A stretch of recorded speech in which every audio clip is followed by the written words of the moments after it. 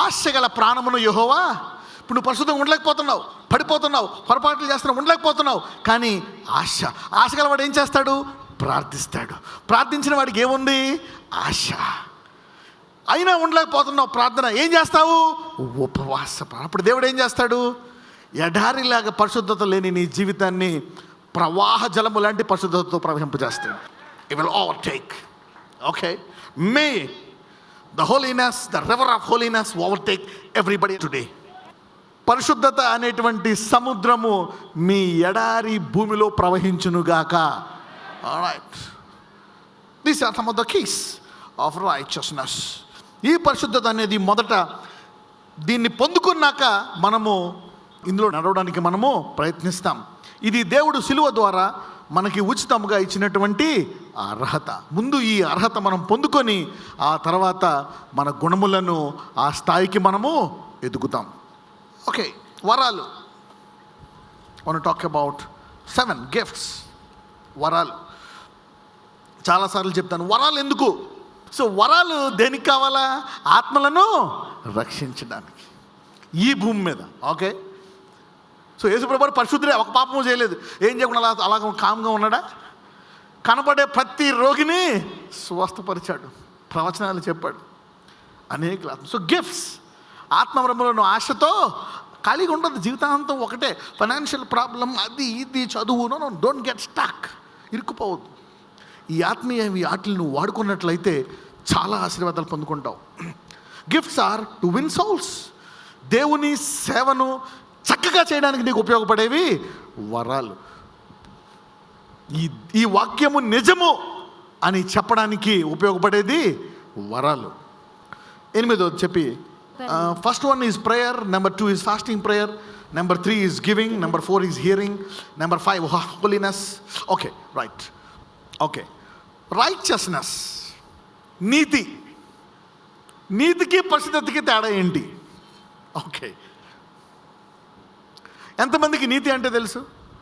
ఎంతమంది పరిశుద్ధత అంటే ఏంటో తెలుసు? Okay, let me talk about this subject. This is easy subject, not that difference. ఎంతమంది నీతి పరిశుద్ధత రెండాటికి తేడా తెలుసుకుందాం అనుకుంటున్నారు? You want to know the difference? Okay, let me go. నీతి అనేది దేవుడు మనకి ఉచితముగా కృప ద్వారా ఇచ్చేది ఏంటి? నీతి. Righteousness is also a gift by the price paid on the cross. సిలువ మీద ఆయన మన కొరకు మన పాపం నిమిత్తమై మూల్యము చెల్లించాడు గనక ఉచితముగా ఆయన నామాన్ని నమ్ముట ద్వారా మనకు వచ్చేది ఏంటి? నీతి. అంటే మొట్టమొదట నీకు దేవునికి ఉండే అడ్డుగోడ పోయి నీవు ఆయనతో సహవాసం చేయడానికి ఉచితంగా దేవుడు సిలువ ద్వారా నమ్ము వారికి ఇచ్చినటువంటి వరము ఏంటది? నీతి. సరే, ఇప్పుడు ఏం చేయాలా? ఈ నీతి తీసుకొని రండి. లెట్స్ గో టు రోమీలకి వెళ్దాం. ఇక్కడ మీకు నేను I will explain to you here. రోమీలు 3:21. ఇట్లుండగా ధర్మశాస్త్రమునకు వేరుగా దేవుని నీతి బయలుపడుచున్నది. దానికి ధర్మశాస్త్రమును ప్రవక్తలను సాక్ష్యమిచ్చుచున్నారు. అది యేసుక్రీస్తునందలి విశ్వాస మూలమైనదై నమ్ము వారికి అందరికీ కలుగు దేవుని నీతి అయి ఉన్నది. ఏ భేదమును లేదు. అందరూ పాపము చేసి దేవుడు అనుగ్రహించు మహిమను పొందలేకపోతున్నారు. కాబట్టి నమ్మువారు ఆయన కృపచేతనే క్రీస్తు యేసునందలి విమోచనము ద్వారా ఉచితముగా నీతిమంతులని తీర్చబడుచున్నారు. ఎంతమందికి అర్థమైంది? Okay, right. ఇప్పుడు ఈ ఉచితముగా మనకి ఇవ్వబడినటువంటి నీతితో మనము తీసుకొని ఏం చేయాలి చూద్దాం. ఇప్పుడు మనము ఉచితముగా నీతిమంతులుగా, దేవుడు మనల్ని ఉచితముగా నీతిమంతులను చేశాడు కాబట్టి మనం ఇప్పుడు పాపానికి బానిసై లేము. నీతి క్రియలు చేయడానికి నీతికి బానిసై ఉన్నాం. చూద్దాం. రోమీలకు రాసిన పత్రిక 6వ అధ్యాయము 17వ వచనము. అందరూ కొంచెం జాగ్రత్తగా గమనించాలి. మీరు పాపమునకు దాసులై ఉంటిరి, కానీ ఏ ఉపదేశ క్రమమునకు మీరు అప్పగింపబడితిరో దానికి హృదయపూర్వకముగా లోబడిన వారై పాపము నుండి విమోచింపబడి నీతికి దాసులైతిరి. ఆగండి, ఇప్పుడు మీరు దేనికి దాసులు? నీతికి దాసులు. అందుకనే నువ్వు ఒకసారి దేవుడిని అంగీకరించిన తర్వాత నువ్వు పాపంలో పడిపోయావనుకోండి, మళ్ళీ తిరిగి లేచిపోతావు. అయ్యా, ఎందుకు? నీవు దేనికి దాసుడు? నీతికి దాసుడు. You need to do the works of righteousness but not the works of sin. ఎంతమందికి అర్థమైంది ఇది? పాపము నుండి విమోచింపబడి నీతికి దాసులైతిరి, ఇందుకు దేవునికి స్తోత్రము. మీ శరీర బలహీనతను బట్టి మనుష్య రీతిగా మాట్లాడుచున్నాను.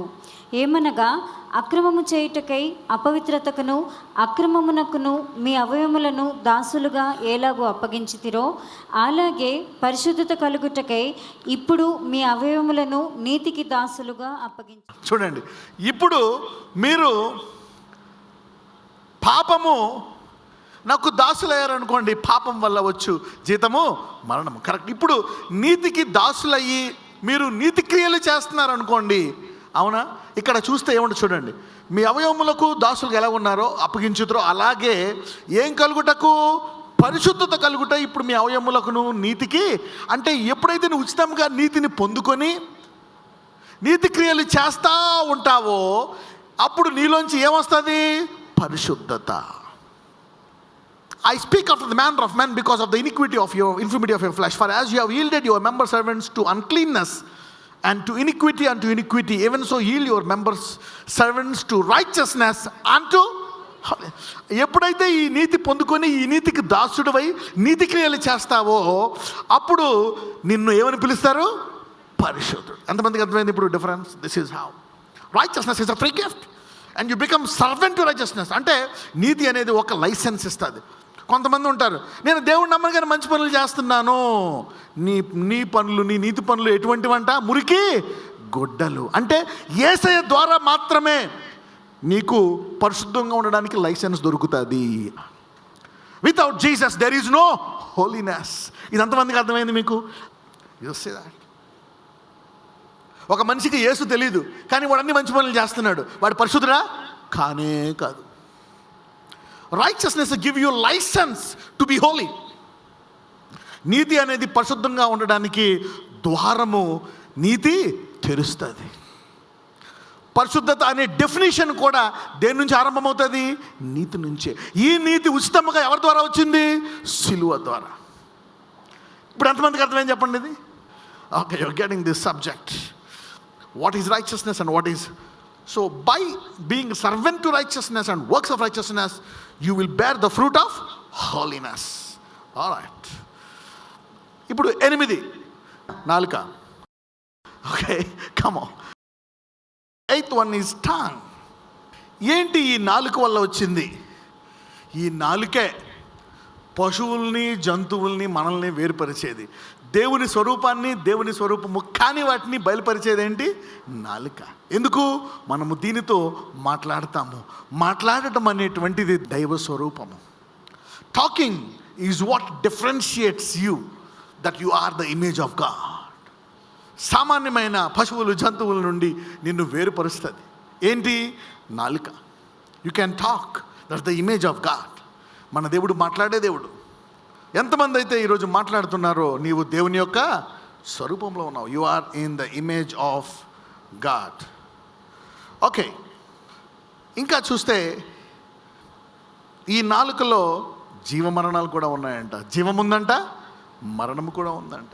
నీవు యేసు దేవుడని ఒప్పుకుంటే నాలుకతో నేడే నీ ఇంటికి ఏంటంట? రక్షణ. ఈ నాలుకతో నువ్వు రక్షింపడమే కాదు, అనేకుల్ని రక్షించవచ్చు. You can bless many people with this tongue. ఎన్నో రక్షణ చేయొచ్చు. వాడొకటి చెప్తే ఇక్కడ ఒకటి చెప్పొచ్చు. So tongue is super. Okay, అందుకనే దీన్ని ట్రైనింగ్ చేయాలండి. Only the holy spirit can train your tongue.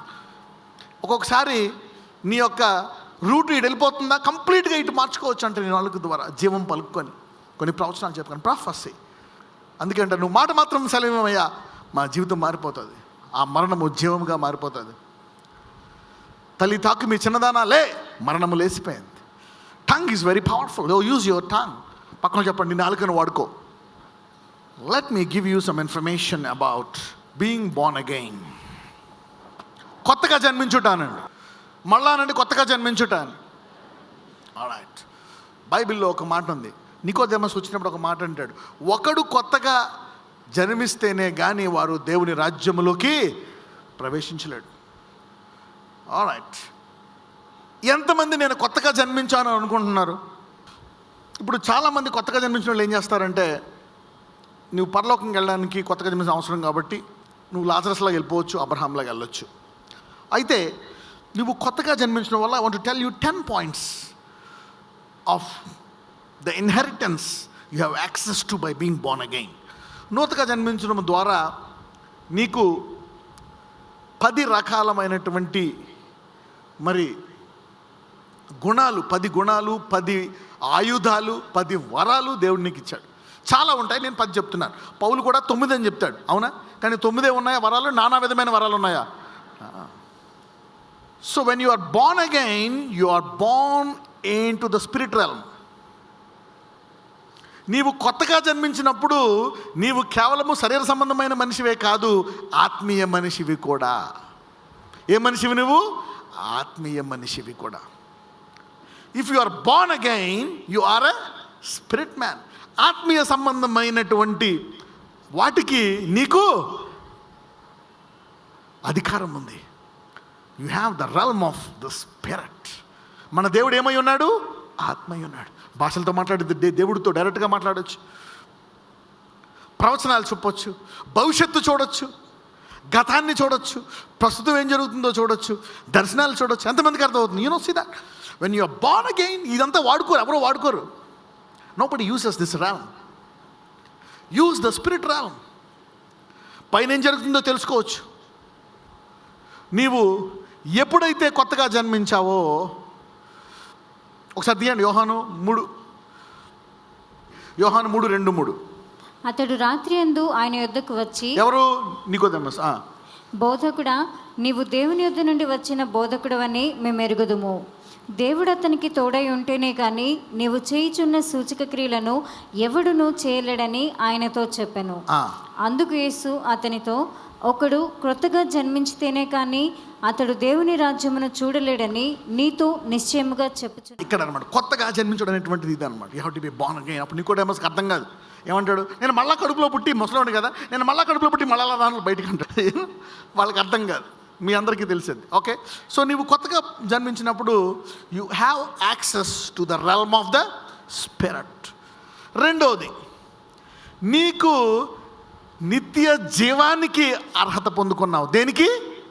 When you are born again, you are not just a spirit. You don't have access to the spirit, you have an eternal spirit. పక్కన చెప్పండి, నీవు శాశ్వతమైన జీవివి అనండి. When you are born again, you are born into an eternal kingdom. నిత్యము ఉండేటువంటి ఒక దేవుని రాజ్యములోనికి జన్మించావు. You are born again in eternal kingdom. You are citizenship. అందరూ పరలోక వారసత్వము అనండి. మీరు పరలోకానికి వారసులు అయిపోయారు. ఇక యుగ యుగములు నీకు ఒక రాజ్యం ఉంది. దేవుడు చెప్తున్నాడు, యేసయ్య చెప్తున్నాడు, మీరు ఉండండి, నేను వెళ్ళి అక్కడ మీ కొరకు నివాసములు చేసి వస్తాను. కొత్తగా జన్మించినప్పుడు నీకు ఒక రాజ్యం ఉందన్నమాట.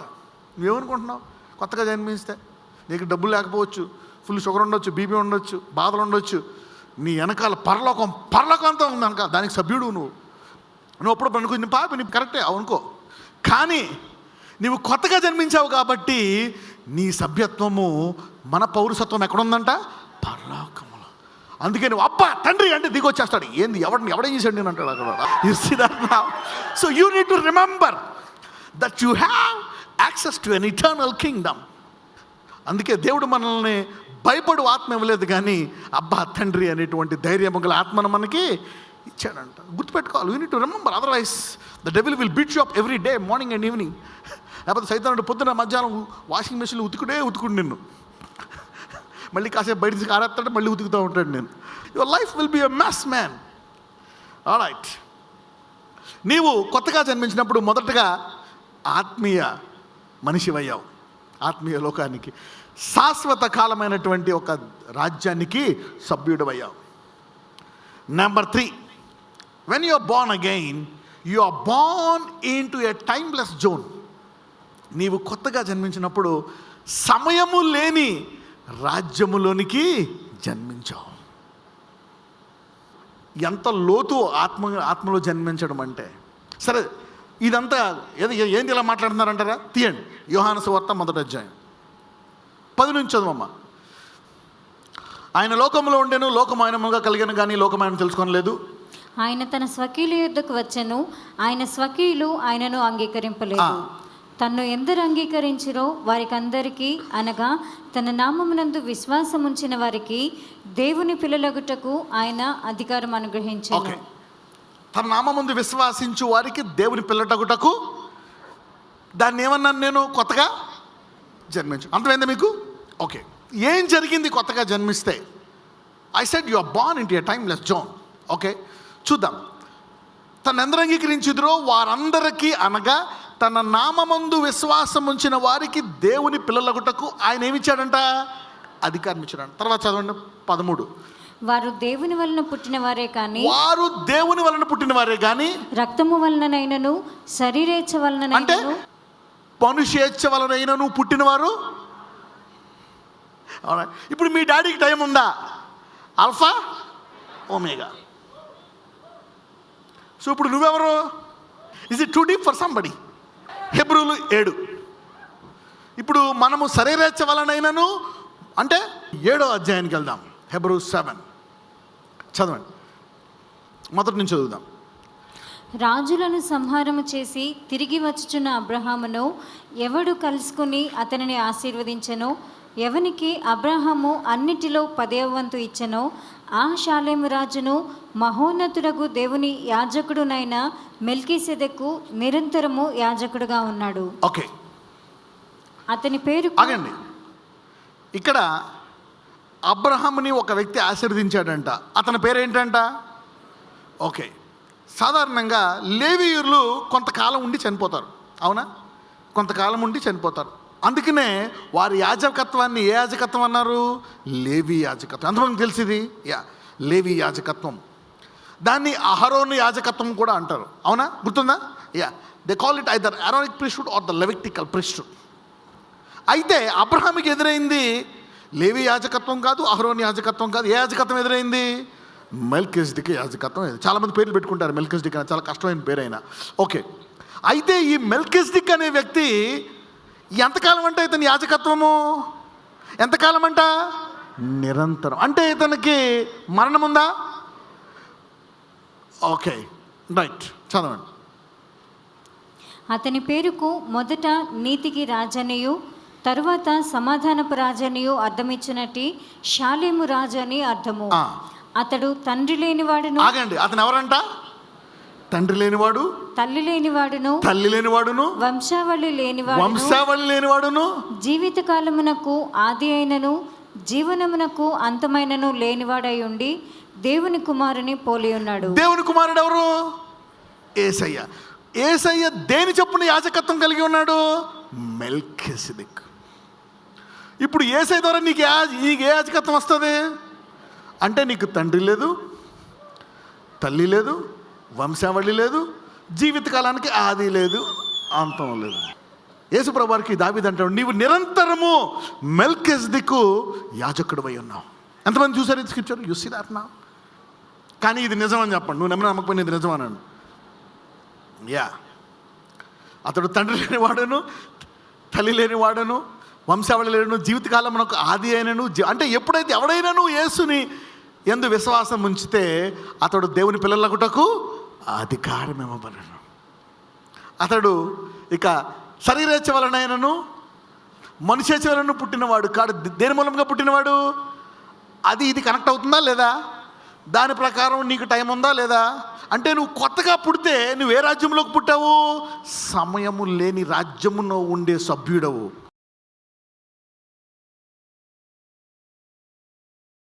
నజరేయుడైన యేసయ్య ప్రభువా, నేను నిత్యం అభివృద్ధి రాజ్యంలోకి నేను పుట్టాను. I'm born into this Kingdom my lord. I want to be healed, I want to be blessed, I want to live with authority. నేను కొత్తగా జన్మించినప్పుడు ఇన్ని అర్హతలు నాకున్నాయా? ఇన్ని అర్హతలు ఉన్నాయా? అయితే నేను అపవాదిని ఎదిరిస్తాను. నేను ఈ రాజ్యంలోకి పొందానా? నేను ఎప్పుడు ఎదిగే రాజ్యంలోకి నేను ఉన్నానా? ఇంత అధికారము గల రాజ్యంలోకి నేను పుట్టానా? సృష్టికర్త అయిన దేవుడు తన కుమారుడిని పంపించి రక్తము కార్పించింది ఇలా బతకడానిక? నో. ఆయన అంగీకరిస్తూ today you are born into a powerful kingdom, a very powerful kingdom, eternal kingdom. Take advantage of it, my children. వాడుకోండి ఈ రోజు నుంచి వాడుకుంటాను. సైతానా పో, నా దేహాన్ని వదిలి, నా శరీరాన్ని వదిలి, ఎంతకాలం నీ ఆర్థిక సమస్య, ఈ రోజు నుంచి నేను ఎదుగుతాను. ఈ రోజు నుంచి I will break open to the east, west, north and south in Jesus name. నీ కృపను నాకు దయచేయి. నేను పరిశుద్ధంగా ఉండడానికి నీ కృప నాకు దయచేయి. నా పిల్లలు పరిశుద్ధంగా ఉండడానికి కృపను దయచేయి. నా భర్త పరిశుద్ధంగా ఉండాలి, నా భార్య పరిశుద్ధంగా ఉండాలి, అందరూ పరిశుద్ధంగా ఉండాలి. Give us this nature which is holiness, my God. Lord, give this nature. నాజరేయుడైన యేసు మనం ప్రార్థిస్తున్నాము తండ్రి. ఆమేన్.